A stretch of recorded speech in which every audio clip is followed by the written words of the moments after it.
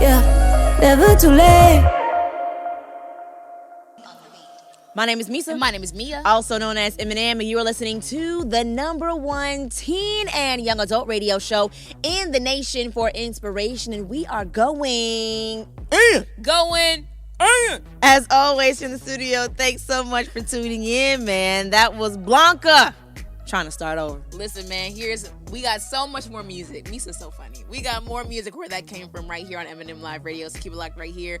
On You Already Know, it's Eminem Live Radio, man. Listen, we got a great conversation going up this week here on Eminem Live Radio. It's all centered around this question right here. Should Christian influencers be held to a higher standard? Listen, we're going to go ahead and talk about it and dive all the way in here on Eminem Live Radio. If you have an opinion on the question, go ahead and hit us up on Instagram and Twitter at MM Live Radio. Let us know. Be very candid. We want to hear your opinion on the question. Now, this question was inspired by recent events. Yep. Everyone has been talking about how Maverick City recently put a pause on their professional relationship with gospel singer Dante Bowe. I always want to say Bowie. I don't know why. Yeah. But Dante Bowe. And it was all because there was this big ruckus and big fuss about Dante being on a party bus listening to a Bad Bunny song. Yeah, apparently he posted it to his story or something, posted on social media, something along those lines. And y'all, the saints and ain'ts weren't having it. They had opinions left and right.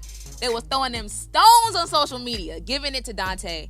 And I guess there were some things that, maybe Maverick City didn't agree with, and they just came out saying how they just decided to put a pause in their relationship with Dante, and then Dante's taking time away from social media, and it's a whole thing. And then everyone's kind of giving their opinions on how he shouldn't have did that because he's an influencer, people are watching him, and we thought, why not bring this conversation to the show? Yes, absolutely. So you said that they're putting a pause on their professional relationship. Yes. Are they taking a break or are they breaking up? Oh my God. That was last show. Make sure y'all catch up on that one to know the subtext of that. That was last show's conversation. So what do you think? Do you feel like Christian influencers should be held to a higher standard?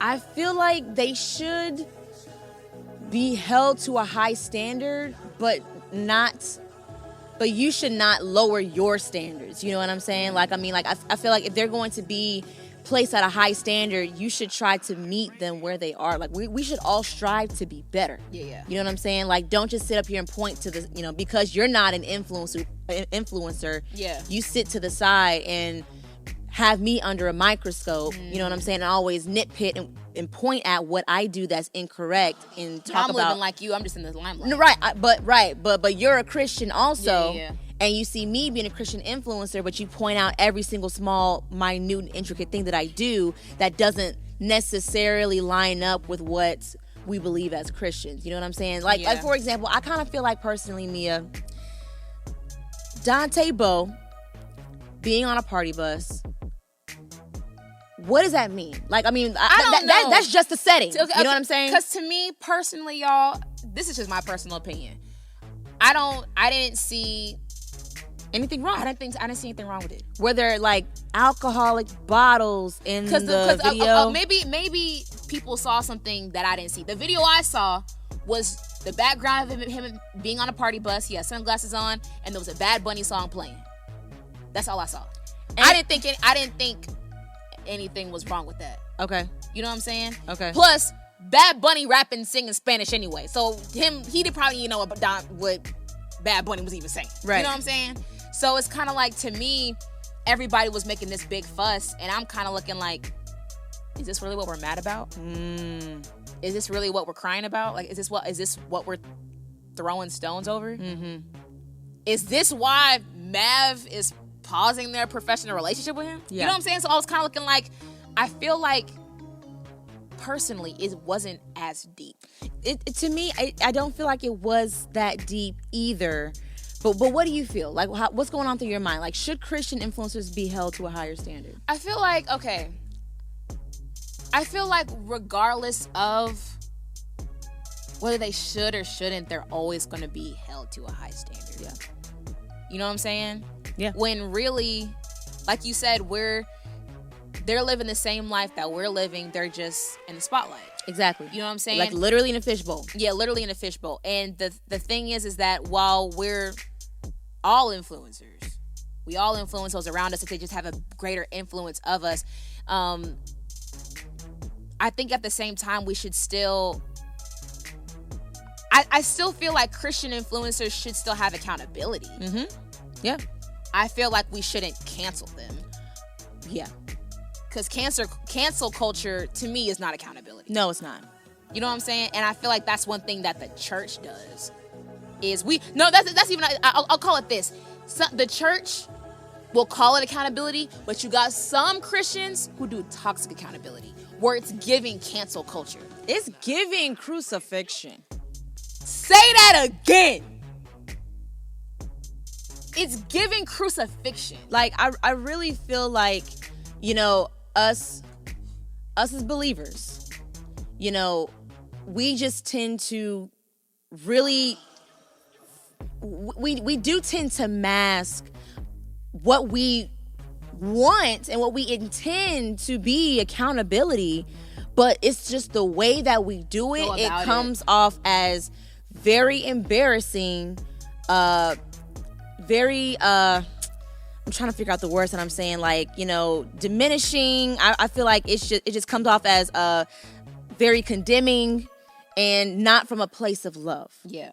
You know what I'm saying? Yeah. And I mean, don't get me wrong. Like, there are certain things that needs to be addressed. Like, if somebody is doing wrong and they are constantly doing wrong and they think that what they're doing is not wrong, it has to be out of correction. Yeah, you got to be able to correct and give guidance out of love. Yeah. You know what I'm saying? I feel like there needs to be things that are done in decency and in order. Mm-hmm. But there are some things that are just done disorderly. Yeah. And I think that's also something that we need to address, because I think there's no love in being canceled. There's no love in being canceled. Because cancel it is like you can never come back from. Yeah. No. You're eliminated from the game. And that's totally again. If we're talking about being Christians, that goes absolutely against everything we believe. But we see it all the time. Like, Yeah. we see, pastors that have moral failures. Yeah. We see people that we really looked up to, that we said were our heroes, and we get disappointed, especially if they're men and women of faith. Like, we see this on a regular basis. And while, I feel like the Christian culture or the Christian community has adopted cancel culture from, the secular or the mainstream or pop culture. You know what I'm saying? Like, we've adopted it from them. Sometimes we can be the worst ones. Yeah. You know what I'm saying? When we should be loving people and caring for them and meeting them when they are where they are, and showing accountability the right way, where it's constructive criticism, it's progressive. You're able to grow, you're able to develop, but not just cast you to the side. You know what I'm saying? Mm-hmm. But with this whole conversation of, the question being, should Christian influencers be upheld to a higher standard? I feel like we also have to ask the question, like, who are they influencing? You mean from like a standpoint of like, are they influencing more believers or like those who are unbelievers? Yeah. Is that what you mean? Yeah. Honestly, like, I am thinking that, only because it's like there are some people that, and it's kind of like you said that there are a lot of people. Everybody has some type of influence around somebody. Right. You know what I'm saying? But I feel like with Christian influencers, of course, they're automatically up into a different pedestal, and everybody put them in this limelight, whether they wanted to be there or not. We have to ask those questions. Who is my audience? Who is my target demographic? Am I influencing other believers? Yeah. You know what I'm saying? Am I influencing other influencers, like my own peers of influencers? Yeah. Am I influencing those that are non-believers? Yeah. You know what I'm saying? Like, you have to also think about who you're influencing. But with this situation, and even with the conversation of us talking about Dante Bowe. Yeah. And him being on a party bus and singing Bad Bunny or whatever, I think it's interesting that in the same breath, we accept Kirk Franklin, who's a huge icon. Yeah. Yes, icon. Definitely an icon. Yes. Considered an icon. Absolutely. And earlier this year, he was recorded. Last year, I think. earlier this year, late last year, he Yeah. was recorded cussing his son out. Now here's the thing. I want to be clear when I say this. I'm not one of those Christians who view Kirk like that though. Who are like, he sold his soul to like, people put Kirk as if like he sold his soul, like he's really for the world, but he's really not for Christians. Like they think he's like a sellout or whatever. I don't see Kirk like that. I still see Kirk very much so as a gospel legend, a gospel icon, very much so saved, like very saved. You know what I'm saying? Like, very much so kingdom. But of course, you have those believers who boycott him and like call him different things or whatever. So I've heard people say how it's looking at Mav as how it's kind of like inconsistent, where it's kind of like you pause your professional relationship with Dante over this. But you're going on tour with Kirk Franklin. And certain Christians think a certain way of Kirk. You know what I'm saying? But that's okay. I don't know if it's because like Kirk is an OG and like, honestly, really Kirk can do no wrong. You know what I'm saying? And that's on Melodies from Heaven. Like, when he cussed out his son, everybody was like, I ain't canceling Uncle Kirk. Which, I mean, I'm not gonna lie, I thought the same thing too. I'm not gonna lie, I wasn't going to. But it's like from Mav's standpoint, for them to pause their relationship with Dante over that, I didn't think it was fair. Yeah.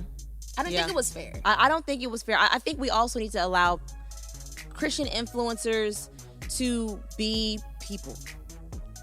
I feel like we make them our celebrities, and we, in a way, we kind of make them idols, the golden calves. You know what I'm saying? Like, we really look up to these people to the point where we really want to, in a way, worship them because you really shaped gospel music and you really your song really turned my life around, and all that's all said and done, and that's great. But we also got to understand that these people are just as flawed as we are. Yeah. The same influence that your mom has over you, she's had a moment of weakness too. But we still gotta show love to mom. Yeah. We still gotta show love to the pastor that's trying to get his life together behind closed doors and not on the pulpit. You know what I'm saying? So we gotta be able to show these people love and care. They're influencers who are still people. Now but I think that's why I really like this conversation, because we're not. Correct me if I'm wrong. Okay. We're not saying that we shouldn't hold Christian influencers to a high standard. Absolutely. We're not saying that. What we're saying is that we can hold them accountable. But what some people be doing is canceling and crucifying and give people no room to grow, no room to come back from. And that's not even kingdom culture. You know what I'm saying? Yeah. That's where we're coming from. It's like you're done. We're done with you. Yeah. And it should not be like that. Yeah. We should be able to hold you accountable and then give you room to grow, and then hope that you can pray that you can do a 180. But we give nobody space for grace. We give nobody space for that. Yeah. Yeah. When we say they're people say it in cliches, but they're just like us. Yeah. Yeah. And imagine it's harder for them, because imagine feeling everybody on you at once. Yeah. Yeah. But honestly, I feel like it's not real to be a Christian and not live your real life. You know what I'm saying? Like we should be able to not rely on our perfection, but rely on perfection of Jesus Christ. Listen, let us know what you guys think. Should Christian influencers be held to a higher standard? Let us know on Instagram and Twitter at MM Live Radio. In the meantime, we're gonna go ahead and knock out these last two hot tracks off the rack. Here's Trill by Jalen and Sean. Then we got some new Ecleso right here on You Already Know. It's Eminem Live Radio. Yo, this is hot track number 3. 5, 4, 3, 0, yeah. Hey, yeah. Keep it real with you. Yeah. I'ma keep it real with you.